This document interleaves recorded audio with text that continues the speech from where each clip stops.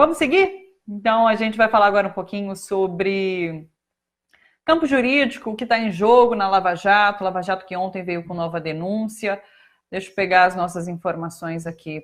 Lava Jato que ontem veio com nova denúncia contra o ex-presidente Lula. E a gente recebe para conversar a Tânia Maria de Oliveira, ela que é da coordenação executiva da Associação Brasileira de Juristas pela Democracia, a ABJD.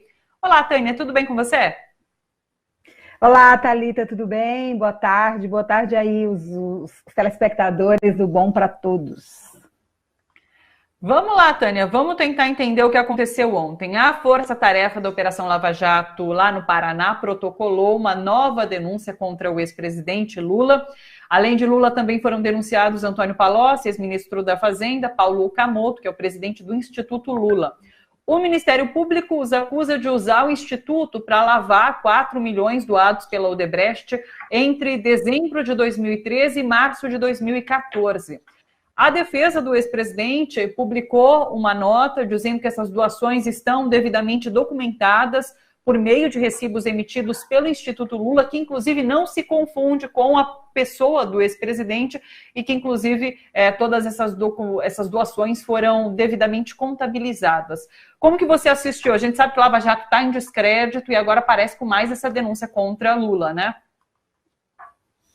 Tá. Em primeiro lugar, acho importante dizer que a prática de lawfare, que é o uso do sistema de justiça para perseguir determinadas pessoas, ela tem uma tática muito interessante, que é a pulverização de ações com vistas a fazer com que se alongue tanto quanto possível as ações mesmo contra determinadas pessoas. Então, essa é mais uma das denúncias que já estava lá no escopo da Lava Jato, em Curitiba, em sede de investigação, que é a ação contra o Instituto Lula, né? A doação feita ao Instituto Lula. Acho que eu até brinco, assim, tem, na verdade, pouca novidade para comentar as ações da Lava Jato. A novidade no momento em que a denúncia vem na esteira do descrédito que a operação vem sofrendo, com a revisão de sentenças no Supremo Tribunal Federal, com a saída do Deltan Dallagnol da coordenação, a aplicação de penalidade a ele no âmbito do Conselho Nacional do Ministério Público, por utilizar de instrumentos da sua própria popularidade para tentar interferir no campo da política. Porque novidade com relação a essa ação propriamente dita não tem. É mais uma ação, apresentação de uma denúncia, que não é só sem provas, é despida de qualquer credibilidade mesmo jurídica, né? Lavagem de dinheiro, para explicar de forma muito tranquila para os telespectadores, é um dinheiro que tem origem ilícita e que é colocada dentro do sistema para parecer que tem origem lícita. Então, por exemplo, dinheiro do tráfico de drogas, jogado dentro do sistema através de transações comerciais para parecer que tem origem lícita. Sabemos que tráfico de drogas é uma ilegalidade, é uma ilicitude, e que todo o dinheiro que circula é, portanto, de origem ilícita. Então, se uma empresa, veja só, a doação por empresas a organismos, institutos, entidades, é legal ou ilegal? É legal, certo? O que as empresas e a entidade que recebe dinheiro precisa fazer? Precisa registrar devidamente na sua contabilidade, precisa prestar contas à Receita Federal e precisa dizer, tudo isso está perfeitamente feito, documentado. O Instituto Lula demonstra em toda a sua... Inclusive é importante lembrar que o Instituto Lula foi objeto de uma devassa pela Receita Federal sobre essas questões aí de doações, né? Ano de 2011 a 2014, e, enfim, tudo devidamente contabilizado, tudo devidamente registrado. Mas a Lava Jato cria suas teses, veja bem, não, está tudo certo aqui, a doação está feita, está registrada, está documentado, mas acontece que a origem é ilícita. Origem ilícita, como? Porque a empresa não poderia doar? Não, a empresa poderia doar. Acontece que a empresa doou porque supostamente ela estaria solicitando alguma coisa em troca dessas doações. Isso sequer pode ser caracterizado como lavagem de dinheiro, né? Lavagem de dinheiro tem que ter origem ilícita, né? Então eles falam que foi uma dissimulação. Ok, existe dissimulação e lavagem de dinheiro? Existe. Prova, tem que provar. Tem que provar que houve alguma ilicitude, alguma ilegalidade na doação.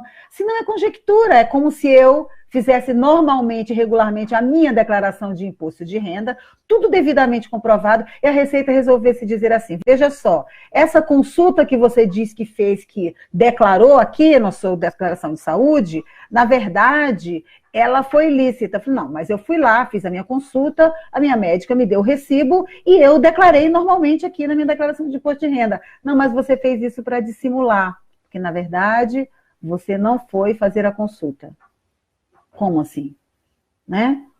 Eu fui fazer a consulta, tem que provar que eu não fiz a consulta para dizer que tem origem ilícita.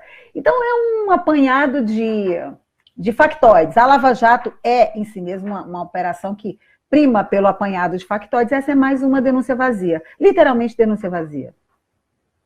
Eu li um texto do Reinaldo Azevedo, a gente citando o Reinaldo Azevedo, né, em que ele diz que leu as 121 páginas dessa denúncia, e ele diz assim, impressionante, qualquer advogado ou jurista com um pouco de vergonha na cara ficaria corado.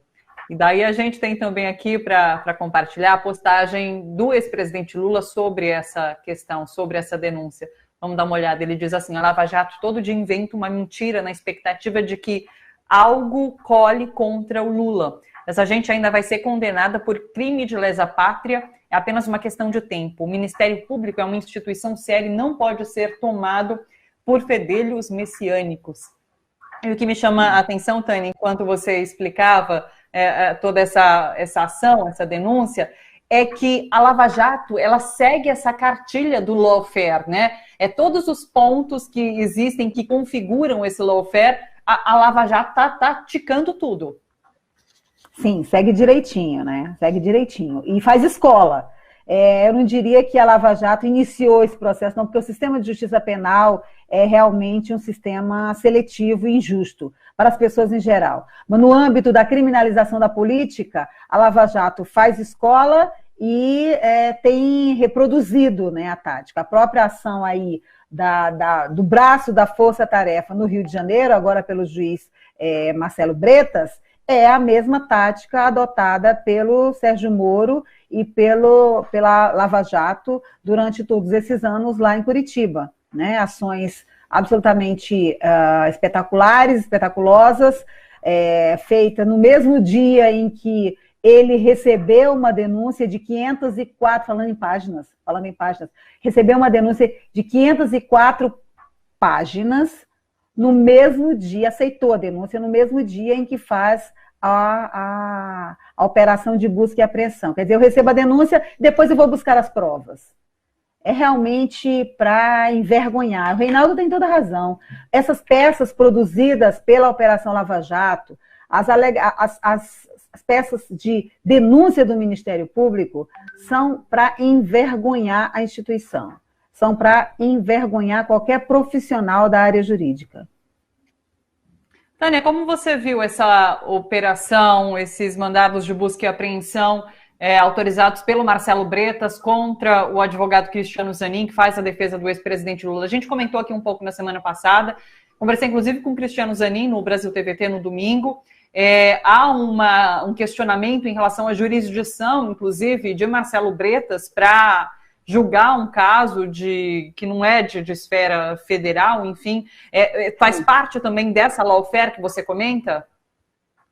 Claro que faz, mas a Lava Jato abraçou em Curitiba a competência do Brasil inteiro, né? Então, em termos regionais, essa aí já é uma constante. Ninguém nunca conseguiu explicar por que as coisas que aconteciam em diversos lugares do país estavam lá sob a competência do Sérgio Moro. No caso do Rio de Janeiro, é uma competência que não é uma questão geográfica, é uma questão de competência mesmo, de jurisdição estadual ou federal. Ele é um juiz federal, portanto, ele analisa crimes da esfera federal, né?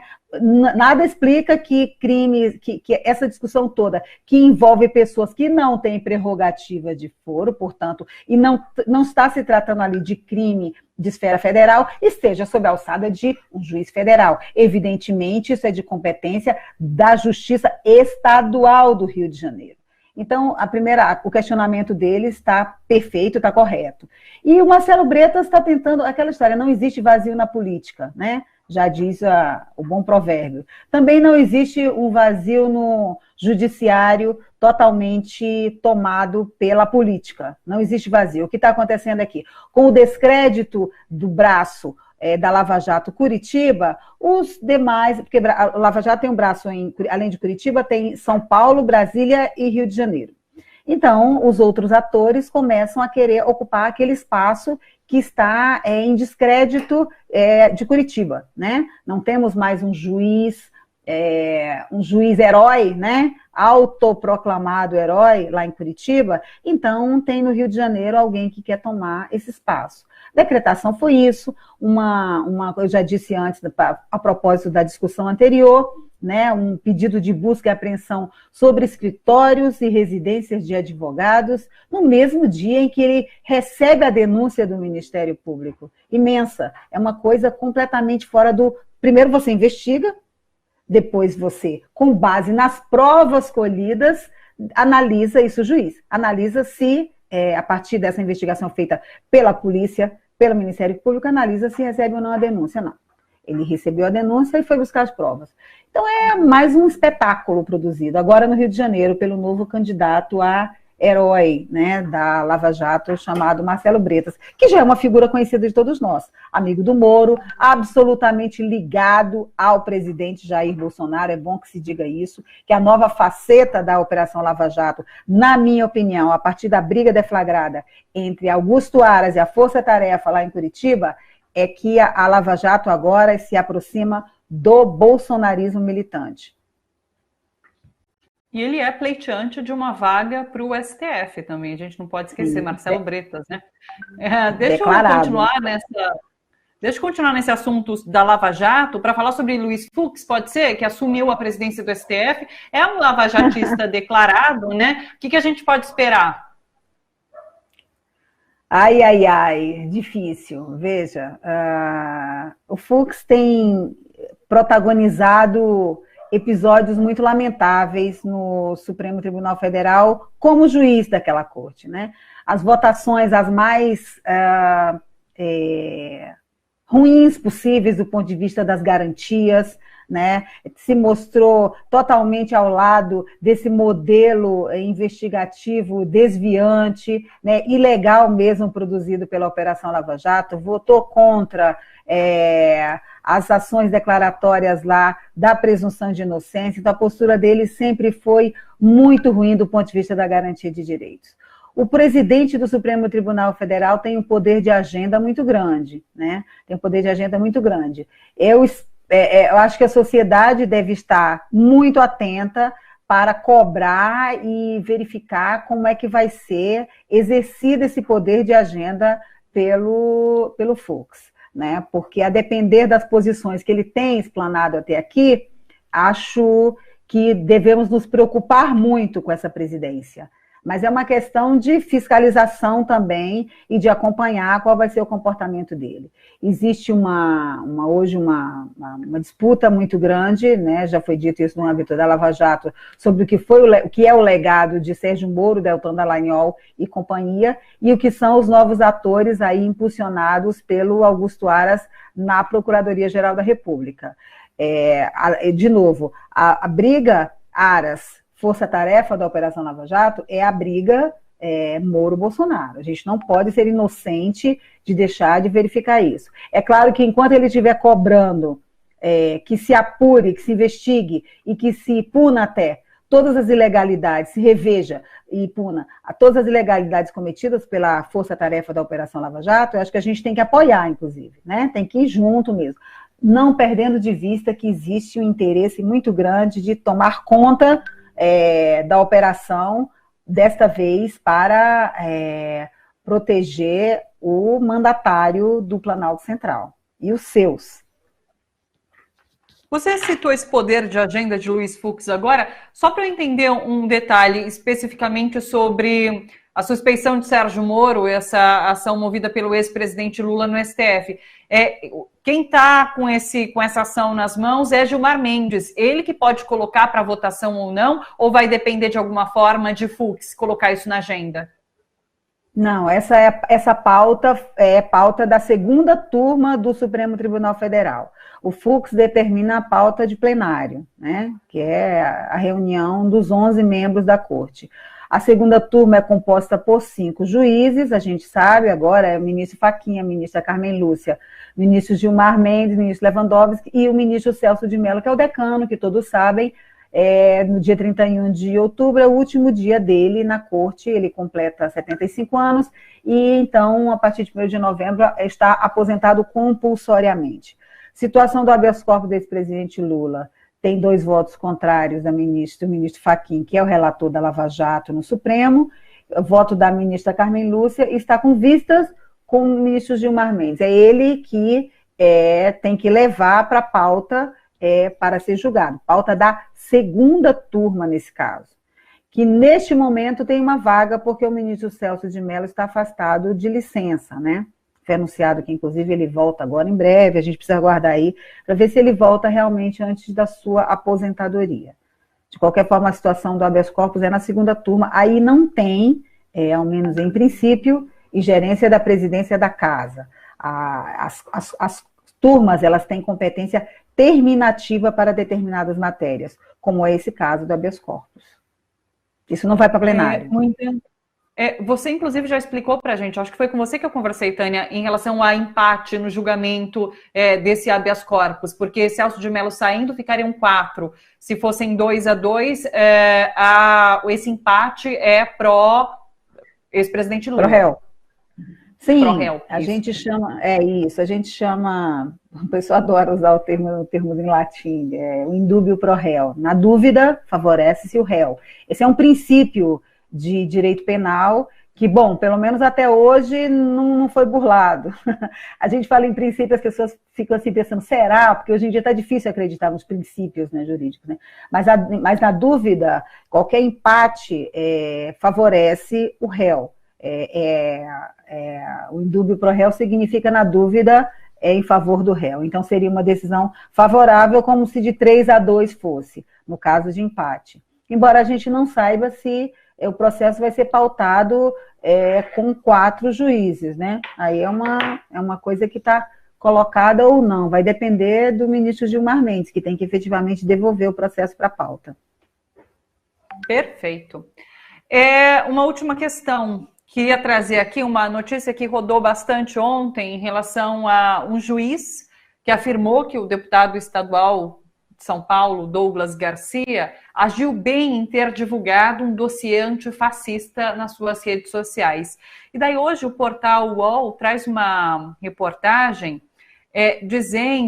mostrando, na verdade, que essa ação que esse juiz julgou tramitou de forma relâmpago, foi julgado em 5 dias. E nos autos, que a reportagem teve acesso, inclusive, não consta nem a defesa de Garcia nesse caso. Ou seja, a justiça proferiu uma decisão sem ouvir a argumentação do deputado. Também foi negado o pedido para que o parlamentar retirasse de suas contas nas redes sociais essas publicações referentes ao dossiê. Lembrando que esse dossiê paulista tem o nome de cerca de 1.000 pessoas com foto, endereço, telefone, a listagem de jornalistas, radialistas, 70 professores. Como que a gente pode interpretar uma notícia dessa? Tá, professora, explica para a gente. Bom, Thalita, eu acho que tenho falado muito em matérias, em discussões, até em artigos sobre essa coisa dos dossiês contra antifascistas, né?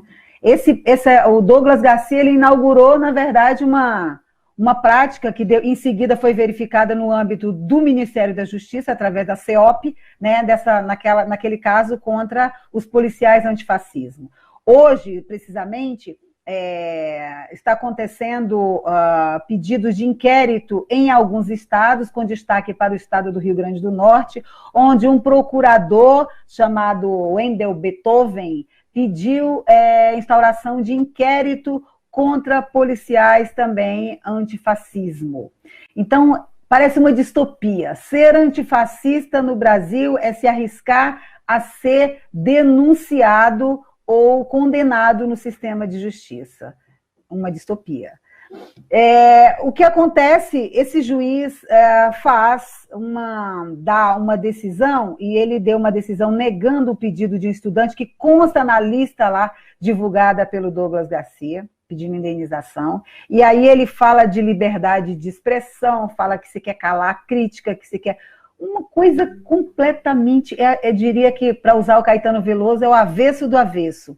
O avesso do avesso. Porque, veja, um deputado usa o seu cargo público e saiu de dentro do gabinete dele, da Assembleia Legislativa de São Paulo, isso já foi comprovado, para produzir conteúdo contra pessoas que fazem militância antifascista. Antifascista, fascismo, aquele regime que, na prática, o nazifascismo dizimou milhões de seres humanos, né? É o chamado Holocausto. A rigor, todo mundo que defende a democracia deveria levar uma plaquinha "sou antifascista" para a rua. Falar, aqui eu, Tânia, estou aqui dando essa entrevista, olha, eu sou militante antifascista. A rigor, quem defende a democracia, quem acredita na democracia, é por natureza, por essência e por princípio antifascista. Mas no Brasil, ser antifascista, se dizer antifascista, virou um problema. O que esse juiz está fazendo é política, Thalita, não tem outra resposta. Ele está usando o seu poder de juiz, o seu poder da caneta, para dar uma decisão política, para dizer que há algum tipo de coerência, algum tipo de sensatez, algum tipo de legitimidade e legalidade em uma ação de um deputado que é completamente inconstitucional, completamente ilegal, o uso do seu, ainda mais, o uso do seu cargo público para produzir material contra cidadãos, contra os quais não existe nenhum indício, nenhuma acusação, nenhum elemento de cometimento de crime. E ele diz que ele estava cumprindo, Douglas Garcia estava cumprindo com o seu dever ao juntar elementos e enviar para as autoridades. Realmente, comentar essas coisas virou um desafio, acho que filosófico, não é jurídico, porque é preciso compreender efetivamente como é que essas cabeças estão funcionando. São todo dia membros do Ministério Público, juízes e tal, usando o poder que tem, né, de servidores públicos para fazer militância política. Puxa vida, Tânia Maria de Oliveira, da Associação Brasileira de Juristas pela Democracia. Tânia, sempre muito bom te receber e conversar com você aqui, viu? O pessoal gosta muito, eu gosto muito também, só tenho a agradecer muito pela sua participação. Então, gostamos todos. Olha, por isso que o programa é bom para todos, eu disse isso da outra vez, é bom para todos, porque para mim também é muito bom. É muito bom estar aqui, é muito bom falar com vocês, é sempre um papo leve, gostoso. E, enfim, acho que é sempre muito importante comunicar e discutir com as pessoas, poder colaborar, né, com essa discussão com a sociedade sobre o que está acontecendo no nosso país, no âmbito do sistema de justiça. Então, te agradeço, obrigada pelo convite mais uma vez e obrigada a todos que nos assistiram.